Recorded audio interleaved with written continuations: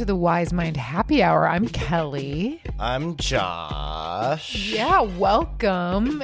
We have Josh here tonight, this evening, instead of John. We've had like a weird schedule, so sorry, I feel like my throat is dry. Oh, that's okay. We have a weird schedule, so our podcast recording schedule has been off a little bit. It's been awful. It's been awful. It's been just unusual. Weird. Weird, you might say. So tonight Josh and I are doing an episode and we're so excited about it. How do you feel? We're going to talk about lettuce. And is it wise? Yeah. How wise is it? Lettuce? Lettuce, pray. Yeah, so let's check in a little bit. Well, wait, Josh and I talked about checking in actually ahead of recording because we have had an interesting week. Checking in. And I think I'll speak for myself that I am not totally ready to like fully process this on the pod. Maybe I never will, and maybe that's like completely unnecessary. But a spoiler, I had my appendix out last week right after my birthday. Happy birthday. Happy birthday to me. Should we sing? Yeah. Or we could like sing a funeral song to my appendix. Happy sad appendix outside. But yeah, so it was, anyone who's had their appendix out, which is Josh informed me is like about 10% of people, which is pretty high. That is high. It is surgery. It's like minor surgery, but I'd never had surgery, and yeah, it was like pretty intense and like jarring, and it all happened kind of fast once they saw on my CT scan that I had appendicitis. So pretty overwhelming. I'm still recovering and yeah, still pretty sore and like still just kind of emotionally rattled, I would say, from it and trying to kind of like come back to real life and fragile. A little fragile. Like I'm not fragile as a person, but I think it's like rattling. I don't know. Yeah. It's white fragility. Exactly. It's my white fragility. No, it's just really, yeah, I feel a little bit not myself. But I also feel like myself. It's like a confusing thing. And I may talk about it on the pod, but yeah, not today. Not today, I don't think. Maybe tomorrow. Yeah. I will say what was so nice was like having you there with me as my husband, like right by my side. The entire experience was so wonderful. As your husband. I was playing the role of husband. But it like that felt different instead of you just being a boyfriend, a partner. Like being my husband or my like long-term committed partner really felt so comforting in this really special way to have you, especially because your energy was so like you made me laugh 1,000 times. Which now hurts. Yeah, now it kind of hurts to laugh. I mean, it does hurt to laugh. Yeah. Especially if like I've noticed if someone says something really unexpected and funny, I think I laugh the hardest when someone does that. And I truly have to like hold my stomach. It's so painful. Yeah.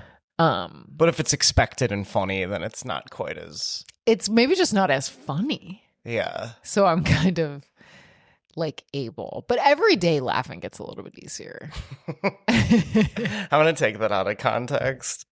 I sound like I have like as the most severe depression there could be. Yeah. It's really just like a giant open wound. Not I'm open relearning wound. how to laugh. Yeah.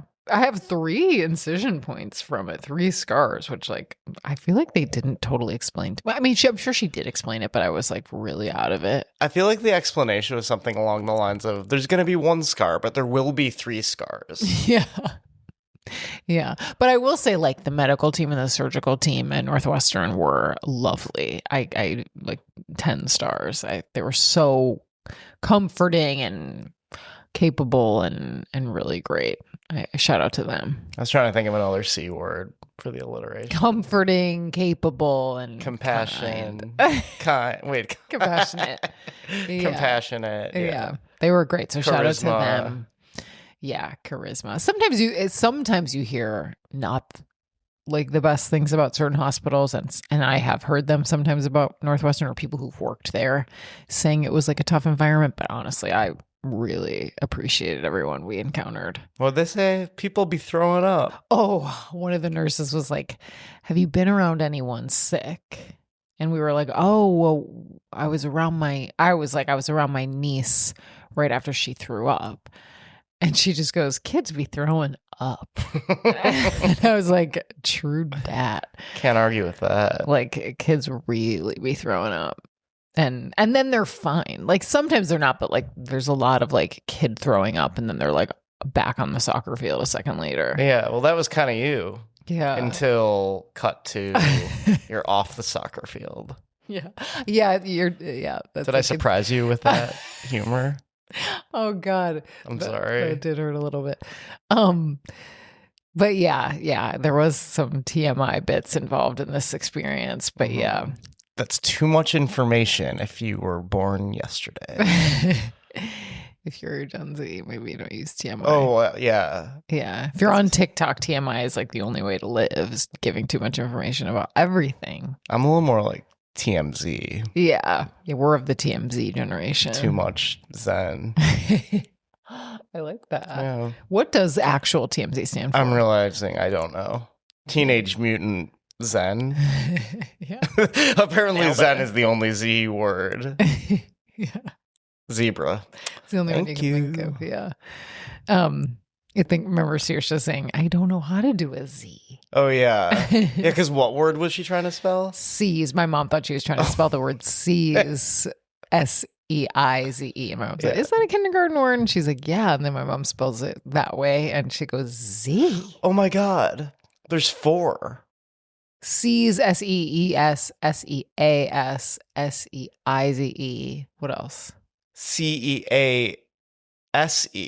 Cease and desist. Well, cease is different than C's. Not if you're from Michigan. Not if you're in kindergarten. But yeah, Saoirse didn't know how to do Z, but I think she learned that day, even though my mom was spelling the wrong version of it. And now she'll seize the opportunity. She'll always seize the opportunity. Yeah. She'll remember that word forever and use it correctly the next time we see her, because that's Saoirse. She's a genius. Yeah, she is. She's special. All those girls, so special. So special. Okay, I'm saying I wasn't going to talk about the appendicitis, and of course now I'm talking about it a little bit. But yeah, I had the surgery. I'm recovering from it now, and I'm doing okay. I'm hanging in there. But yeah, let's check in with you a little bit. Whoa, Josh, what have you been up to? Oh, just South by Southwest. Okay, moving on. But yeah, my Rod Serling documentary that I edited premiered in this last week. The perfect timing. Coming out to mixed reviews online. Oh no, I think they're overall pretty positive. Oh, good. Okay. Everything has. There was one reviews. review that said this is a shell. It said Rod Serling the documentary is good, but it's kind of a good shell. As in, I think. What does that mean to you? Yeah, well, they explained it. Nice. That would be strange if and they were just like, okay. But no, I feel like the main critique that I saw was kind of that there wasn't too much surprising in it. Oh, it didn't surprise. And it's like one review was kind of saying it feels like the target audience is fans of the Twilight Zone, which Rod Serling created. But if you're a big fan of the Twilight Zone, you're going to know everything that's in this. Oh. And if you're not going to want to watch it. Basically, people were like, where's the drama? Oh, okay.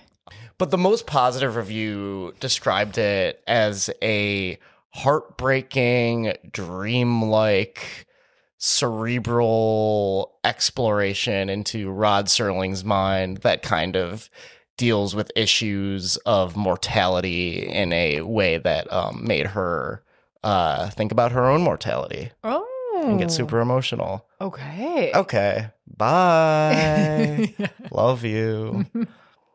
But yeah, so you went to South by. So I went to South by, and it was really, I abandoned you, which we must say. You did. So you're like, I'm sorry. We're doing the pod, so I know your health does matter to me more than the pod. So should I like turn a corner and become a little less funny? no. Okay. But yeah, so you did well, we had a tough decision in front of us with, your movie premiering. It's such an honor to be selected, for your film to be selected for South by Southwest. We both were going to go. Your mom and grandparents were meeting you there.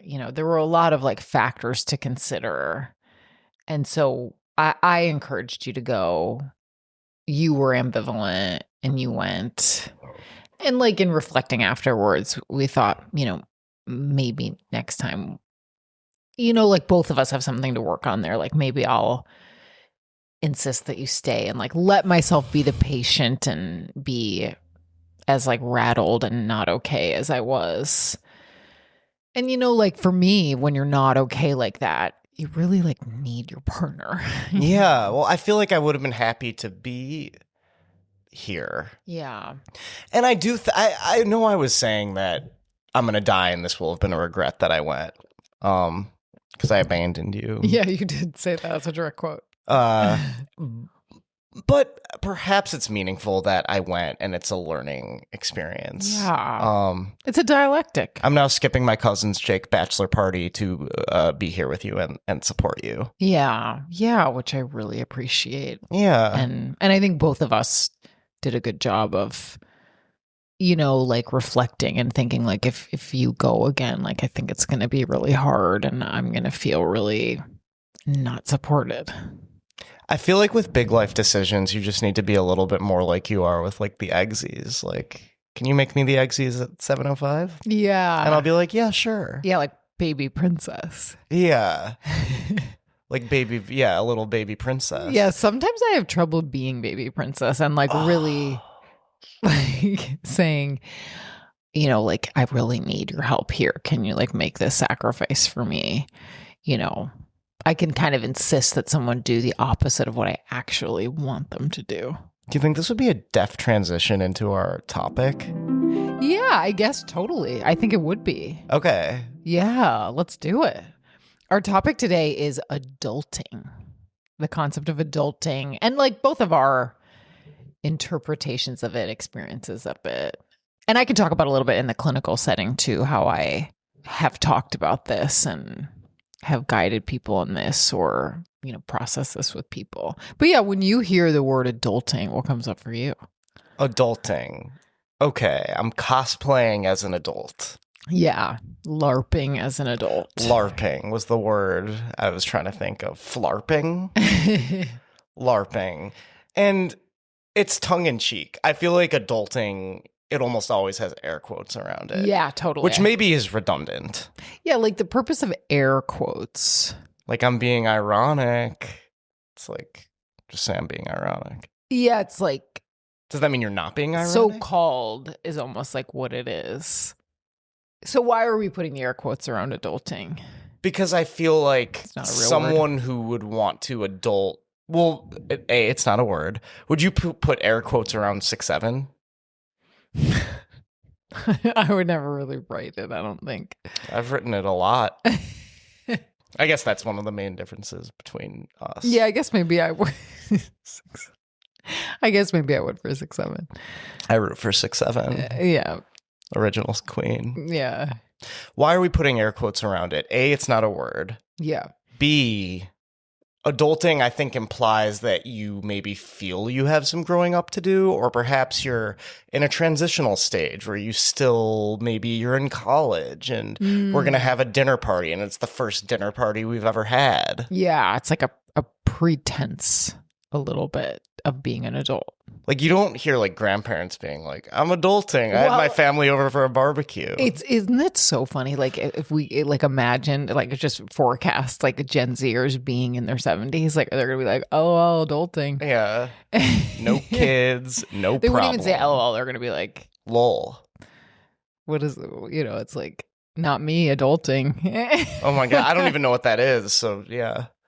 They're gonna, it could be very interesting. But then that will seem old to like the actual young generations of that time. But anyway, I digress. Not me. Like, not you laughing, making me laugh today. Is that like POV adulting? No. Okay. You haven't heard like Gen Zers be like, not you clapping when no one else did. You're like kind of, this sounds vaguely familiar. Yeah. Not both of you tripping on the way to the bar. Is that a double negative? No, that's a single negative. Yeah. It's like, I'm having trouble explaining it and not just using the example. I mean, our Gen Z listeners, you know what I'm saying. You feel me? Call us. Yeah. You got my number. Yeah. Help me explain this because that my knowledge has reached its threshold. We need more Gen Z guests. Yeah. I think that'd be great. I mean, Sam is Gen Z, I believe. We love Sam. Yeah. Oh, this is another thing, and this came up at the hospital. These days, a lot of Gen Zers are not wanting to claim Gen Z. They all say like, oh, I'm on the cusp. Cuspy. And I'm like, you are straight up 10 years younger than me. How are you on the cusp? Then they're not on the cusp. Then I think they're solidly Gen Z and they maybe just want to be millennial. People cannot decide if they hate millennials or they all want to be us.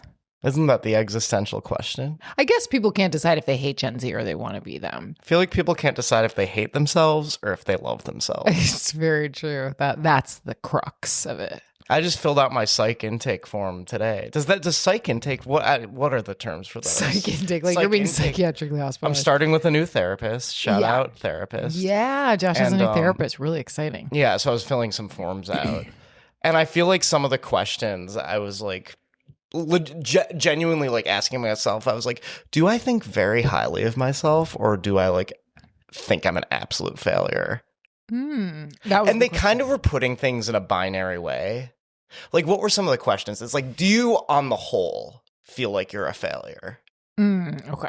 And just days ago, I feel like I had told you about 20 times in a row, like, I'm a total failure. You deserve better.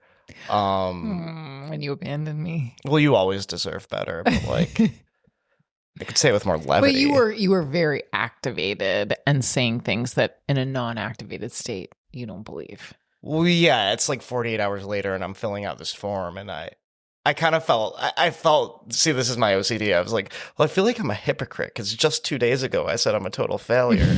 But in this moment, and then I was like, am I just like filling this out in like a good mood? No, I think it's like you're more clear today than you were then. I think you more felt often. really, really guilty.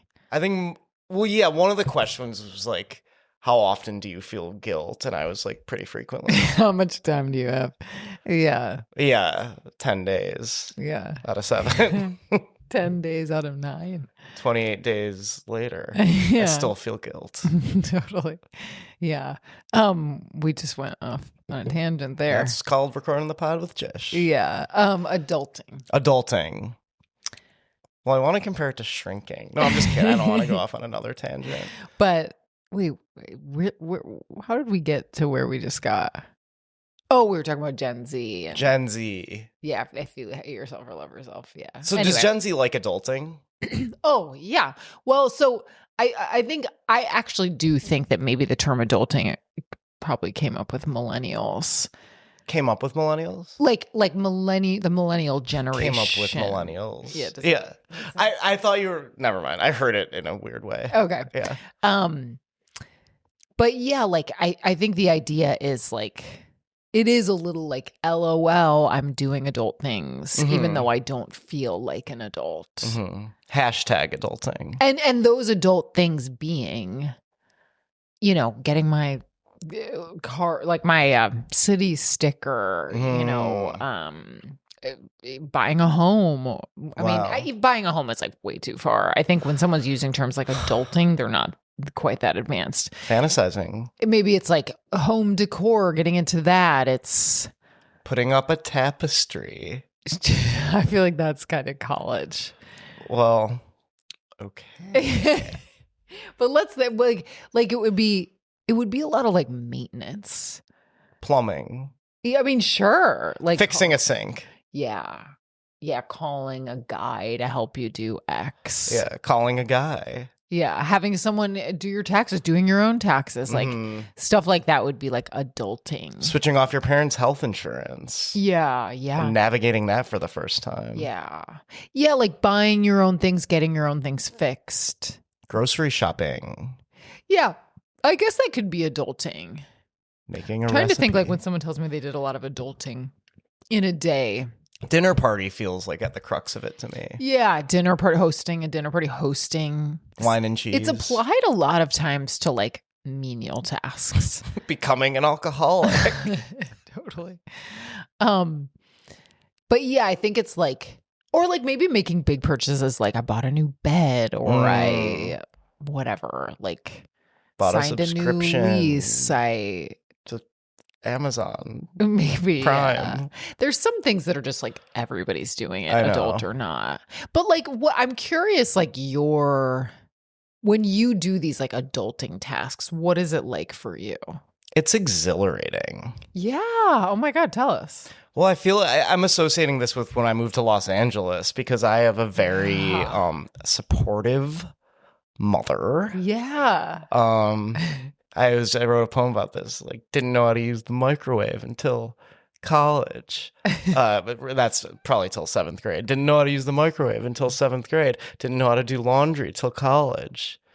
And I'm not exaggerating, but it wasn't that I was incapable. I think so many things were taken care of for me. So I think it was nice to be in a position where I really had to take care of things for myself for the first time. Yeah. So that was kind of your first foray into like, I'm far away from home. I've got to kind of do this stuff on my own. Yeah, which of course I did a bit of in college. Like I have to think harder to come up with examples, but I just know off the top of my head that I did. Yeah. But I don't want to spend more time thinking. But I would bring my hamper of laundry home because I went to college school at University of Oh Michigan. my God, college school. College school, and I saw band concerts. College school. Yeah, but I was 45 minutes away from home. Mm-hmm. So I would like save up my laundry because I'd be home, and we'd probably do a lot of laundry. I'd be home at least once a month Okay.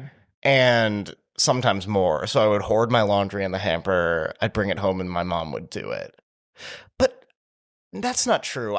Wait, You did. am it I in Michigan mixing sometimes? up memories? No, I don't know if I ever did it at Michigan. Oh, really? It's possible I never did my laundry till I moved to Los Angeles. Wow. Okay. Which is like disturbing. I mean, it's okay. But you wouldn't like think that about me now. You wouldn't think of me now as someone who doesn't know how to do his laundry. No, I wouldn't. So I can no longer adult. Except we did have all those laundry issues. Oh, shoot. Sorry. I can't. With the mold. Oh. It's that black mold, Okay, Hank. okay. Sorry. I'm quoting Twin Peaks. I can't laugh. What was I going to say? No, I don't think of you as someone who doesn't know how to do your laundry, despite our issues. Well, we all have issues. Of course. Well, okay. I could have body odor. It doesn't mean I don't know how to shower. Yeah. Well, I think what you're saying is interesting. Like, going to school so close to home and having a really supportive family just made it a little easier for you to not embrace like those adulting things in college, like at that age. Right. You Yeah, know. I think I wasn't. I mean, when was I? Yeah, LA, I was into it. Not necessarily. I even got into interior design in a way, which you can listen to my sister's speech of our wedding, but I was hanging up my used boxers that had lost their elasticity and, I duct wouldn't even taping. call that like home decor. That was like modern art. It was some form of adulting. Was it? I was decorating my room.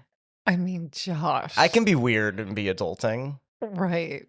Sure. I think- But actually, no. I think that there is, in this concept we're talking about, I think we are kind of talking about like joining the horde of like boring adults and doing boring adult tasks. That's an interesting differentiation. I think, like I did like kind of look into like internet definitions on this, and when it's like quote unquote adulting, Normcore. yeah, there's like a normcore element to it. And So really till I met you, I feel like my experimental roots were pretty intact. yeah. So maybe a lot of the adulting was, but I know you did adulting in LA because you bought a car. Well, yeah, it was more practical things that needed to be done Yeah. that I felt exhilarated when I navigated by myself. Yeah. Like totally. negotiating with a car dealer and like getting the price down Yes. without my mommy there beside me. Totally. Receiving a lot of guidance. I'd be on the phone with my stepdad who's a lawyer and be like, okay, how should I play this? Yeah. Okay, here's what he said. How should I play this? But I was going in myself and doing it Yeah. and seeking advice. Right. But yes, car was purchased. But you think you do more now, like in our life together, adulting? I think my interior decor taste has morphed Yeah. into what yours is. Into just fully folding into Stop yours. making me laugh. Sorry. But it's so cozy. Like, I gotta say, I've never had such a cozy home. Oh, yeah. I mean, sure, my child, whatever. Mom, I loved her. You know what I mean. Since I've been an adult. Yeah, your own home. Since I've had my own home. Yeah. This is by far the coziest home I've ever lived in. And Yeah. I'm at the stage for this. I think I had my stage where I wanted to feel like the starving artist. Yeah, totally. And home was just like where you hang your hat kind of thing. Exactly. And there was a certain almost pride in that of like, wow, I'm saving so much money because I'm decorating my wall with like, maps from Universal Studios and the Harry Potter Chocolate Frogs box. Yeah. We really are so different in that way, and it's been fun to navigate with you. Yeah, different in our taste. Or no? I don't know. No, that's the thing. I don't think we're different in our taste. No. I think it's something I would choose not to spend money on. Oh, yeah. But I look around our place and I think, wow, I really love your taste. Yeah. Oh, thank you. And you like you like things to look funky. Yeah. Oh, yeah. Like if you walk into our place, you probably think I like weird art and weird. It's like an color adult combos. version. Yeah. Totally. But I don't think our Cohesive. apartment's normcore. No, I don't either. I think it's so great. It's so great and good. And good. Yeah. But I'm biased, of course. But write in if you hate our place. Totally. Adulting is affected, you're alluding to this, but it is affected by like your comfortability with like spending money. Sure. Or even like, well, I guess financial habits are like a form of adulting in themselves. Sure, because I feel like there are so many different things you could spend money on. Yeah. Like, is it adulting to go to 3 concerts every week? Well, this is where we get into some of my like struggles with adulting. I think the core adulting struggle of mine is like wisdom with money. Mm-hmm. When I think about adulting and myself, like I kind of feel a lot of times like a baby princess a little bit. Like, Yeah. or like I feel like a baby sometimes, you Yeah. know, like I don't know what I'm doing and I'm just kind of pretending. And sometimes I'm comfortable with that. Like I think everyone's kind of pretending a little bit, you know, to like be some normcore adult. You know, we're all unique individuals and I don't think anyone's born totally comfortable doing things like your own taxes or I was born comfortable doing my own taxes. it came out that way. But, you know, like I think when I hear about people, like there's certain adulting things that I'll hear about someone else doing and I can feel kind of inadequate and like baby princess. Like when people talk about shopping for a home, sometimes I'm like, whoa, that feels intense. You know, that feels like far from me. Or if I were like with a realtor looking at homes, I might feel kind of out of place. Sure. And I do think that's probably a common feeling for people. Yeah, I'm sure it comes up with everyone in some capacity, in some category. Yeah. I'm sure everyone has aspects of their life where they could compare themselves to other people and drives themselves crazy. Yeah, totally. Maybe some people, yeah, we both do that, but in different categories. Yeah. I don't do it so much with like a home someone's living in. Yeah. Or home, or like if someone has a baby. Right. Are we going to have to cut this? You're making me laugh. Sorry. No. Okay. Why would we have to cut this? I don't know. I just don't want to get too like deep into the thing. Like No, you can it's like I'm gonna really quickly, just to like be salacious, push all your like most fragile buttons. But yeah, we don't have to necessarily expand upon that. But for me, a lot of the time, it's well, I mean, what is it for me? What do you think I do the most comparison with?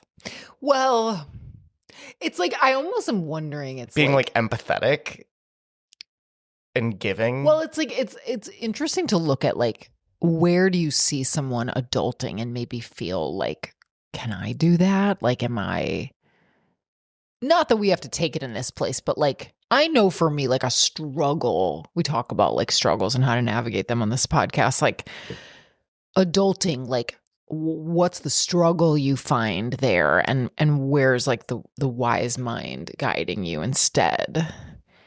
I think I'm actually so much more capable of adulting than I like believe I am. I think I have like shadow parts around, like I can never really be a full-blown adult with like a home and a child and a car and school tuition and, you know, whatever. Like I don't actually believe this in my wise mind, but I think these shadow like beliefs can pop up. Mm-hmm. You know, like I'm not worthy of that. I'm not together enough for that. I'm not like strong or for me, it's not even strong. It's like there's this weird shadow that comes up where it's like I'm not real in the way other people are. That's an interesting way to put it. Yeah. Because you're always real. Right. Literally.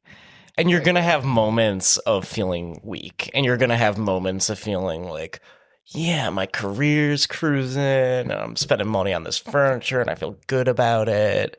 And we're looking at houses and, oh, but they're so expensive. And I just lost 5 clients. And the next day, I just got 7 clients. And we found this cheap place that's like the place of our dreams. And then like, yeah, you know, I could go on, but. Yeah. Well, yeah, it's like. None of that makes you not real. That actually makes you more real. Well, and I think some of the work for me has been like going to the part of me that feels not real and like digging in, exploring, like where might this come from? What does like this part of me need to like relax and not take over, you know, the part that makes me feel not real. And, you know, sometimes I think what I need is like a combo of things. One thing that helps me is like when other people in my life are adulting and they're vulnerable about it and they're not like superior about it, like, which means that what's put on me is like finding and connecting with and talking about adulting stuff with people that don't make me feel inferior. Sure, yeah. Yeah. Like I'll say, actually, I talked to Kathleen today, my friend Kathleen, shout out. She's going to be on the podcast on Tuesday, or we're going to record on Tuesday. But she just bought a house in Charlotte, North Carolina, and very adult. And really, she was so open and, you know, like explained like her fears with it and like things going on with it in the process and really like dumbed it down for me and made me feel very like, oh, okay. I wasn't triggered. I didn't believe like, oh, I could never have this. It was a very like safe conversation about it, which was so helpful. I felt so kind of expanded by that. Yeah. And then like doing little versions of adulting, you know, like little exposures basically to things, or researching like, you know, buying homes for dummies or doing your taxes for dummies, you know, whatever it is, a Reddit thread. Yeah. You know, of like who else has struggled with this and feeling not alone with it, you know, and I think realizing like no one's real or more real. Yeah, I'm saying things that are like conclusions. They're not actually the intervention, but I think it is like if a part of me is feeling not real, it's like a matter of me one way or another soothing that part. Yeah. And sometimes I do it in my own EMDR therapy, my own talk therapy. I meditate on that. I do reparenting exercises. I do, you know, like kind of trying to like soothe and comfort a part of me that feels not real. Yeah. It often involves like embracing that part of me and realizing like, I don't think any of us are real. We're just like flawed human beings. We're like, all in the matrix. You know, there isn't this like, oh, here's a real human. Right. It's just, you know, we're all a mess. Yeah. And kind of like porous. And the people, I think sometimes the people that truly are confident with adulting are probably not thinking a lot about it. They're just kind of doing. they're like light and easy with things. Mhm. And it's like, and maybe even like curious, right? Like if I want this, I'm going to take the steps to do it. Yeah. Like true confidence in it often is that like openness and curiosity rather than like, what does this say about me? You know, it's like viewpoint outward instead of viewpoint inward. Yeah, What kind well, of that's house do I want and how does one buy a house? Totally. I'm going to look at the houses. Yeah. I'm going to listen to the houses. Yeah. Talk to them. I'm going to experience the realtor. Yeah. Yeah. Their real. Their smell. Their smell. Their taste.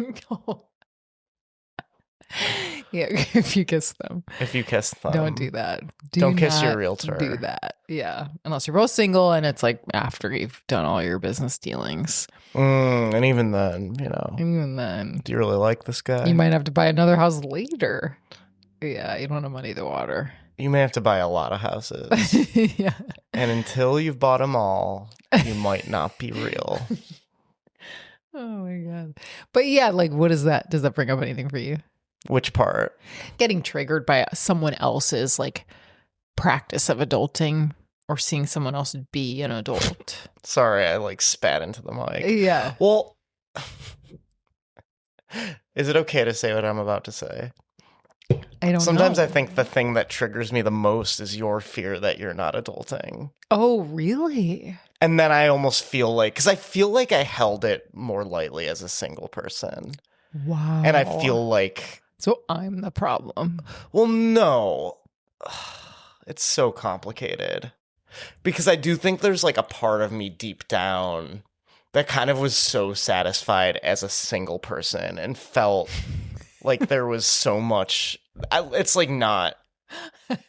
That's like not the full statement. You keep making me laugh. Okay, it's just because it's pain. I was so happy before. Well, I think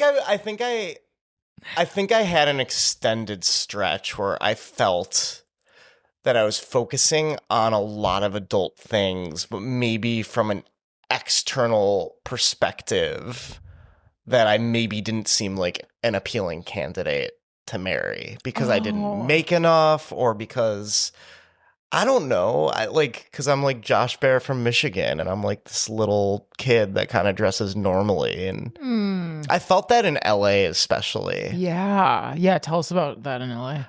I just think I was like very not focused on my image and I was very focused on my career. Yeah. Which is a form of adulting, I guess. Sure. Yeah.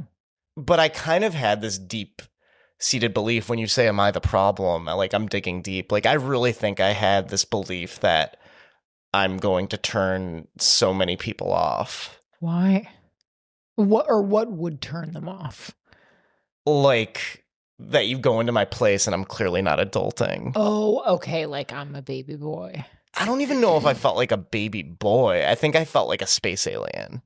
Oh, okay. So it's almost other. Yes, I felt like an adult other.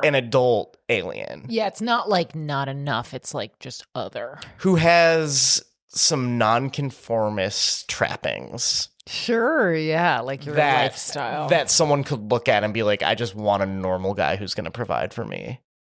And it's almost like in my heart, it's like, well, I know I have the work ethic. Oh, yeah. And I know I'm loving. Yeah. Like, I know there are so many ways in which I am a strong romantic partner, even now, but it's almost like I wasn't ready for it. Okay. Also, LA is a weird place, and I wanted to move to Chicago. Yeah. And somewhere along the line during COVID, I evolved. But yeah, I think we're both figuring it out. Yeah. Like, you want to decorate our apartment with nice stuff. Yeah. And that was never something I did. Right. So it's never something I had to budget for. And I think when we moved in together, I was overwhelmed by the amount you'd be like, let's get a new couch. And then like a year later, like, let's replace the couch. Right. And I was like, Which oh, I wow, did. like we're never going to be able to save was my fear. Yeah. But then you'd be worried about saving. And obviously a part of that is just having work. Like I also had some stretches where work was harder for me than it had been before we met. Yeah. Just due to uncertainty. Yeah, the economy. Economy. Right. The market. The market is it's a thunderous market out there. Yeah. I think right now we're both feeling a lot more on the same page. Yeah. It's interesting talking about this because I feel like it's not that long ago that this was such a frequent conflict between us. Yeah. And lately it's like doesn't really, it comes up, but I feel like it's something we're on the same page about. Yeah, I think we sort of needed the conflict to like discover like where each of us needed to let go a little bit or move more toward the other person a little bit or guide you or me elsewhere, I think. Like getting a joint credit card. Yeah. That was pretty adult. Because you were hesitant about that, and I've loved every minute of it. I think I worried it would suck all the romance out of our relationship. Yeah. But you didn't realize how much money I was sucking out of your pocket. I did. Well, what's so funny is like, the joke is on me because It's my pleasure. the joke is on me because I was really like, I think we'll feel so married and so close and so like settled, really like having the ability to like split everything and really our money, as our friend says, like right pocket, left pocket, you know, like our money, each of our own money is the other's. Like we share everything and that feels really good. It feels really intimate and I love it. As a concept, I love it. But what's so funny is when we did it and the first like bill came, I was like, holy fuck. Like he was spending so much money on me and now we're splitting these things that he was paying for himself. And I'm like, whoa, this is definitely going to cost me this decision. I still stand behind it. Okay. Should we switch back? No, I 100%. I know it's wise-minded. Yeah. The structure of it, and honestly, the discipline it requires of me with my own spending and managing of like my income is such a good exercise. But it's funny because it's like I am realizing like, wow, you were carrying a huge financial load in our relationship. I didn't fully appreciate that. Well, that's sweet. I don't even know that you've ever really said this like this. Oh, I mean, really, that was happening, and Yeah. And Sometimes yeah. you'll be the most articulate on the pod. Totally, yeah. Because you've like, there's been murmurs of that. Yeah, I've said a version of it, but I probably said it in like a jokier way. Maybe I can hear you better on the pod. Yeah, that might be. I have more self-worth on the pod. Perhaps. Because in real life, if you said something like that, I'd probably think, oh, Kelly's just being nice. And I wasn't really No, paying for I anything. really think I know that you were. I know that I was too. And Yeah. I feel like I'm happy to do that still. Well, but it feels to me the kind of marriage I want is where we both really feel like we contribute and support each other. Well, it's changed the stage. Yeah. And yeah, I think we're saving a lot more. Yeah. I'm even spending less lately. But, isn't that interesting? I think your adulting there is like letting yourself spend on things like home decor and making a beautiful, hospitable home. And for me, adulting is not overspending. It's like having the foresight to save, distress tolerance, to save for bigger purchases, to save for the future, which I was doing, but like I definitely could stand to do it at a more sizable percentage. I think our pace has slowed on in-home purchases. Yeah. Well, and that took some trust in you that like when we get a new couch doesn't mean like next week we get a new this and then a new that and then there'll be some big purchases and then there'll be times where right. not. Well, I think my gut is it's like I want to trust you, but then it's like if I say yes to everything and we end up in a situation where we don't have the money saved, it's like, what do we do? Right. It's like I want a house, but I feel like sometimes I would make peace with it by like, well, maybe we'll never get a house. Well, and I don't even know, like, I'm at a place where I'm like, I want a third bedroom and like, do I need that to be in a house? Like, not necessarily. I love dreaming. And it's like trusting, like we have to learn, you and I, to trust our careers and our skills. Like you said, like your drive and focus and talent are there. So like even in a tough market, like you're always going to come through. I believe that deep down. Yeah. And I think where I course. get hung up is like, can we make X happen in X amount of months. Well, the time piece is where you really have to let go. I have to let go. Yeah. That goes beyond adulting. I think that is wisdom. And from now on, when you ask that, I'm just going to say yes. Yes to what? Yes, we can do that. Do what? Like, if you're like, do you think we could have a house by the time we're 29? I'm just going to say yes. We're both 37, essentially. 39. I do like to dream, and then I don't personally get upset if I don't reach the goal. Weirdly, I'm almost to a fault, like I'm pretty forgiving with like the intentions, but yeah, I think one day it would be nice to have a home, like a house. I mean, we have a home, yeah, but a house, I think it seems cool to like design it how you want, and there's a lot of nice things about home ownership, but then there's also a lot of like in today's world, a lot of like burdens with it. And it's different than like our parents buying a home at our age for sure. So I want to be, and I think we are doing a good job of this, like be open, have ideas, have intentions, but not be so rigidly fixed to them. Like let your life guide you a bit too. Yeah. Yeah. Like have some structure and some flexibility.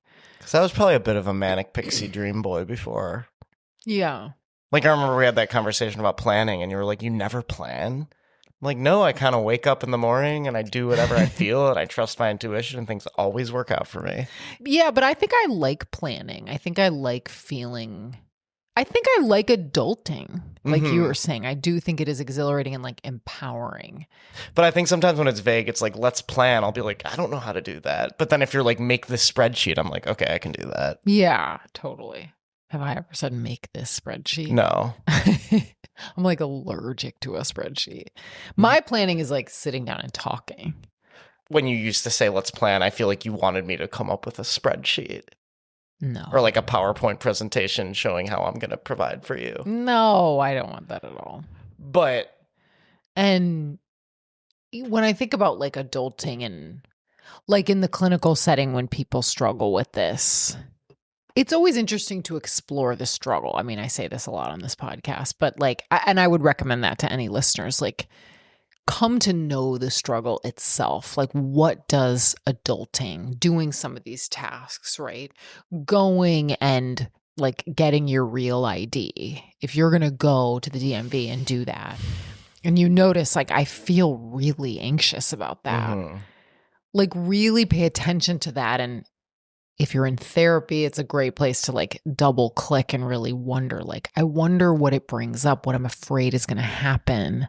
Yeah. If I just waltz in there and do that, am I fearful that something will happen to me? I'll feel something I can't handle. They're going to arrest me because I have the wrong documents. Like what's there? Right.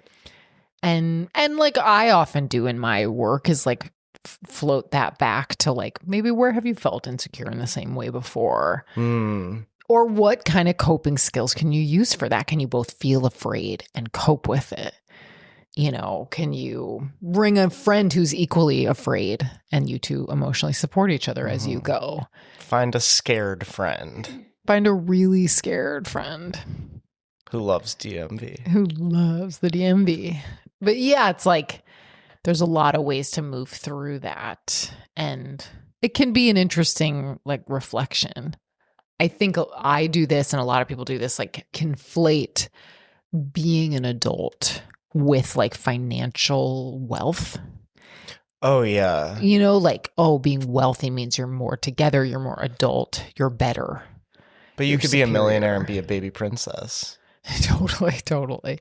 And, like, I think it's a good thought. I mean, I believe in my heart that they are separate. And I know that I can get in a place, a part of me can conflate them. But really being an adult is like doing things like security related tasks with, I don't even want to say confidence. It's like with openness and honesty, jumping off the cliff a bit.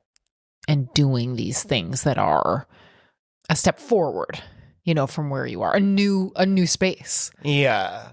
Yeah. In the metaphysical sense, I feel like doing something uncomfortable Like being in your like most vital self, your wise mind.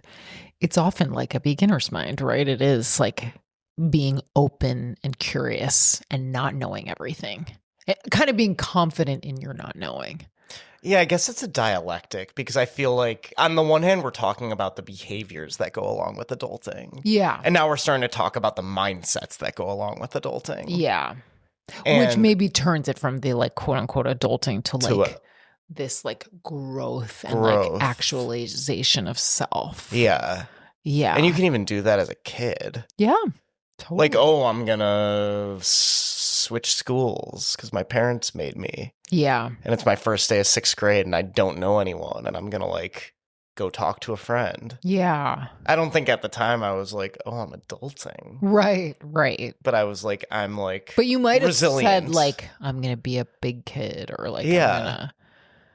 And then I went home and cried. And then I made a bunch of new friends. Yeah. All in the same day. Really? No, it was like over the course of a year. Yeah. But it's these, what is it? These growth edges Yeah. that are very adult, Yeah. very explicit. Yeah. Like a lot of growth edges or a lot, like you get pushed out of the nest a lot in life. Mm-hmm. It can be really scary, but that's often how you do like grow and transcend. Push out of the nest, learn to fly. So that, I mean, that's another kind of like tip. Like if you're not getting pushed out of the nest, maybe push yourself out. You know. Push your mom out. Well, because like even in my example with the credit card, it is costing me more money every month to do it, and I know in my heart it is the best decision. I feel so heartbroken because it's costing me less money every month. Well, that's a direct trade-off Totally. to like me feeling relief and you feeling stress. No, I don't feel stress about it. I feel like, you know what? This is a really important challenge for me. And I think it's a better structure for our family. You know, if you're pretending to be okay with it. I'm not. You're LARPing. I'm LARPing. You're, should I say, adulting at it? Yeah, I'm adulting at being okay with this. Okay. Yeah. We'll move on. Yeah, I think that's our little discussion on that. But I'm curious, you know, people's thoughts or experiences with adulting, you know, or I mean, and if you hate that term, I hear you. It's not like I like it. Yeah, it's like very like memeable or whatever. But, Yeah. you know, it has come up in a lot of different spaces lately. So I think, yeah, I think it's an interesting one. And yeah, we want to talk about it. But we'll move on to our how wise is it? And this is kind of related to adulting. How wise is it to use a budget? I'm stumped.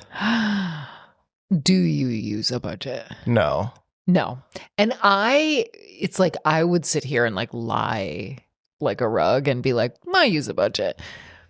I make a budget. Do I use it? No. I think I don't make one, but I use one. Oh, I God, budget, can't but I laugh. never make it. Yeah, you are a natural budgeter. Well, again, a part of the way I did that was by doing zero adulting. Or by doing zero interior decor. And I will say things that are important to you for me to spend on that I didn't used to spend on before. Equals a child. No. Equals, I'm going to say two things. Okay. Clothing, interior decorating. Yeah. Yeah. Obviously, both are things that I don't know. Clothing, I got a lot of clothes thrown at me. Yeah. And I would just wear those clothes. Totally. We couldn't be more different in this And area. I wouldn't see an article of clothing and be like, I need that. Unless it was a band shirt. Yeah. But I wouldn't go and buy myself shorts. I would buy myself running shoes if mine were getting rotten. Because I need, like... Yeah, you wear your clothes until they are rotten. Somewhat. It's a good thing. I think it's admirable in so many ways. I'm same with way my too furniture. consumerist. Yeah, like I got all my furniture when I moved to LA from the Goodwill and didn't look back. And I had drawers that were like kind of falling apart. Yeah. I think I eventually got new drawers from IKEA that I built wrong. And my friend Wes had to come and disassemble it and like rebuild it. Oh, that's nice. That was adulting. Yeah, woodworking is adulting. Yeah. So you think it's wise for you not to use a budget because you naturally budget. But it's also wise for me if you say, let's budget, just to say, sure. Yeah. And then be silent until you say a next comment. or just wait for you to wait for you to ask me to build a spreadsheet. I can't stop. But then I'm like, what's going in this spreadsheet? Oh, okay. This is hurting. Sorry. It's okay. But I've gotten more into Google AI, so I think now I would probably just like type into Google AI, and we're getting a good amount of hate online for our Google AI generated imagery. I don't care. But also a lot of love. I don't know. I think it's like fine if AI is like animating stuff. I don't know. To like make a cartoon version of you. Whatever. I guess I don't know enough about it. I'm kind of anti-AI in some ways, but I'm also like some of it's neutral. This was Some our of conversation on New Year's Eve, Yeah. remember? Some of it doesn't really. It's like you can't fight City Hall. It's just too much fun to make these cartoon versions of you. Yeah. My beautiful cartoon wife. I am loving those. They're fun. Okay. But okay, so I would plug into AI, how do I budget? Now that to me seems a little silly because it's like all the inputting you'd have to do to get the budget, it would just be the budget before AI even intervened. Part of the issue with me budgeting is my income changes so frequently. Yeah. The inconsistency with the amount of money that comes in monthly, I think I kind of just need to use my spidey sense. And you are naturally very good at that. So I think for you, it is wise to just intuit more. And you kind of have the mantra of like always be saving. Ish. But yeah. like always not to a toxic degree at all. But it's almost like always be saving so you can always be spending, which is a tricky dialectic. Yeah. Always be saving so that you can always spend on the things that are important to you. Yeah, I think you're value aligned in your spending, and I think that's great. And that's going to change over time. Yeah. There was a point at which it was only be spending on 3 concerts a week. Yeah. And alcohol. Yeah. And like really don't spend much on anything else. And I think even now it's like, oh, here are these like 6 bands I like. And I'm like, just cool it. Yeah. Like Oh, wait to man, be I like, have that with clothes. wait to be like, oh God, we need to go see this show. Yeah. And we've got concerts coming up. We're going to see Haley Williams. We're going to see Father John Misty. Mm-hmm. I'm going to see Pavement. I think there were times in my life where I'd be like, I've got like 20 shows in the next few months. Yeah.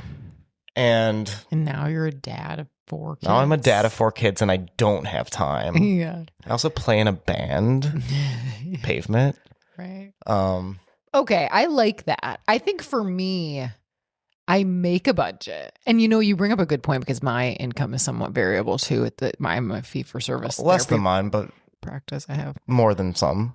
Yeah, but I often will base it on the previous year's tax return because typically my income goes up. Now, actually, last year that wasn't the case, but by a marginal amount.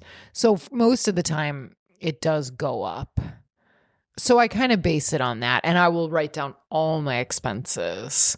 I'll even go through like all my statements and make sure I have all the expenses. And sometimes when I do that, I realize I'm like paying for Planet Fitness and not going and whatever. Okay. So Smoothie Fitness or whatever. It's what it Planet is. Smoothie. Planet Smoothie. Fitness. Planet Smoothie. Do you get your budget app from Planet Budget? Yeah.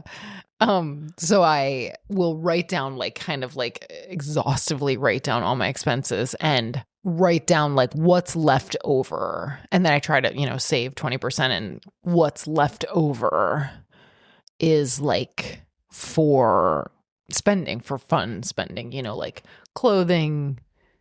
I love fun spending. Decor, whatever, fun. Like on my nails. Fun.com. Yeah. On your nails. For my website, josh.bear. .bearfilms. Stop. You keep making me laugh.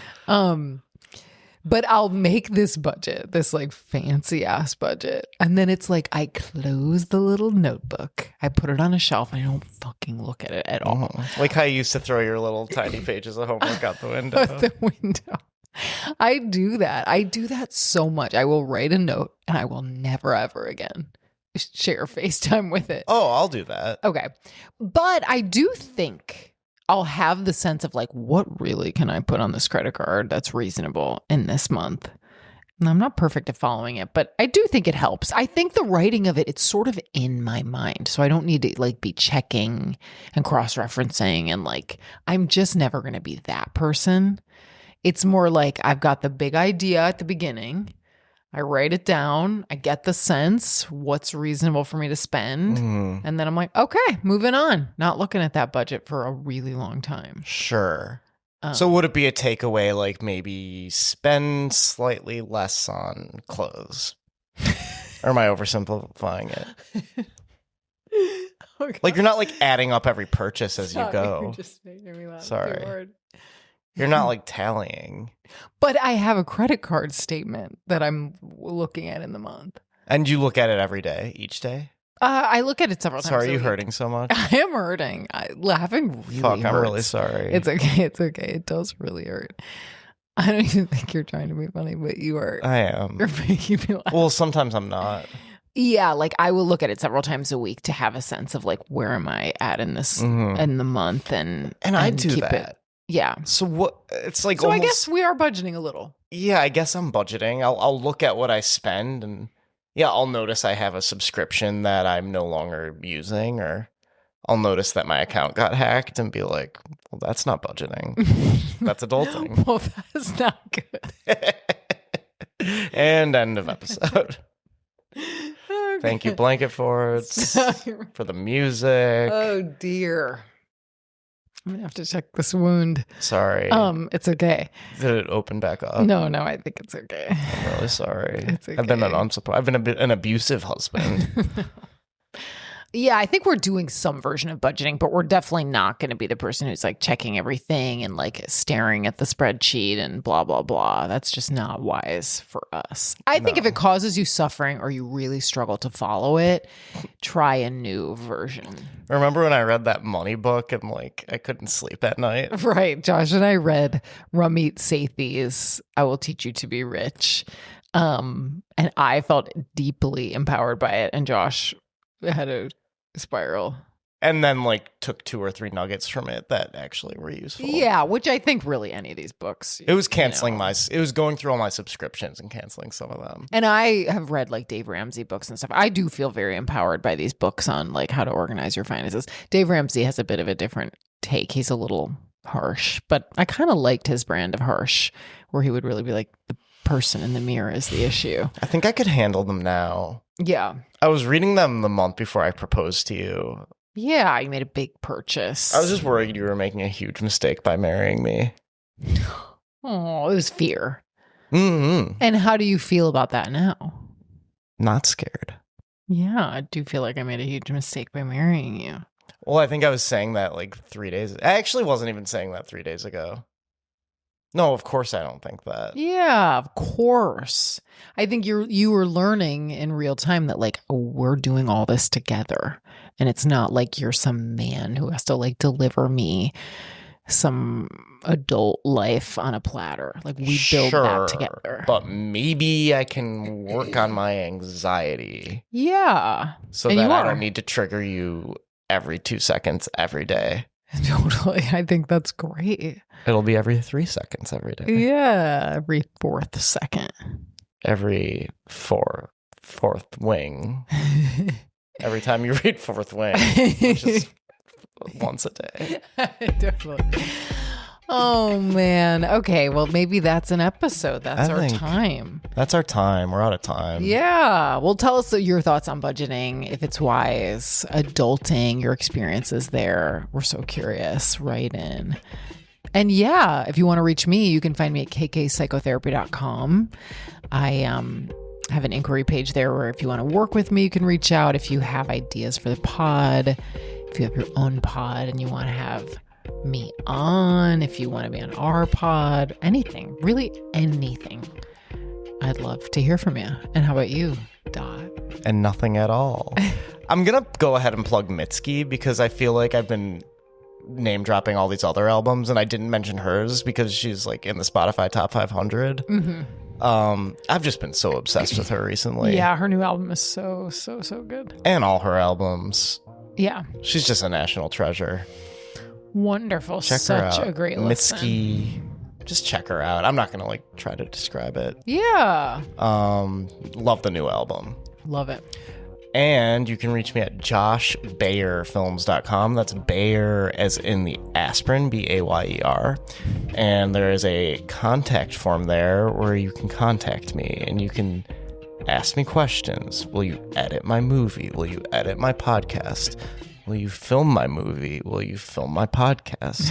And also, if you want to be on the podcast, kind of everything that Kelly said, but that's my website. Yeah.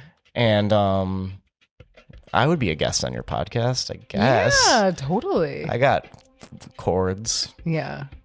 Yeah, we might have to duke it out who gets to be the guest, Josh and I. Yeah, but usually not me. we'll figure it out. Well, not necessarily. Depends on what it is. Because you're a woman. Hear me roar. Okay, thanks everyone. Thank you for joining. And we miss John, but we'll see him next time. We really in miss 2 John. times, actually. In 2 times. We really miss John. Yeah, we have 2 guests next week. That'll be so great. Neither of which are John. Neither of which are John. But we love you. We love ya. All right, take care. Take care. Thanks again, Blanket Forts. Thanks again, Blanket Forts. Bye. The Wise Mind Happy Hour podcast is for entertainment purposes only, not to be treated as medical advice. If you are struggling with your mental health, please seek medical attention or counseling.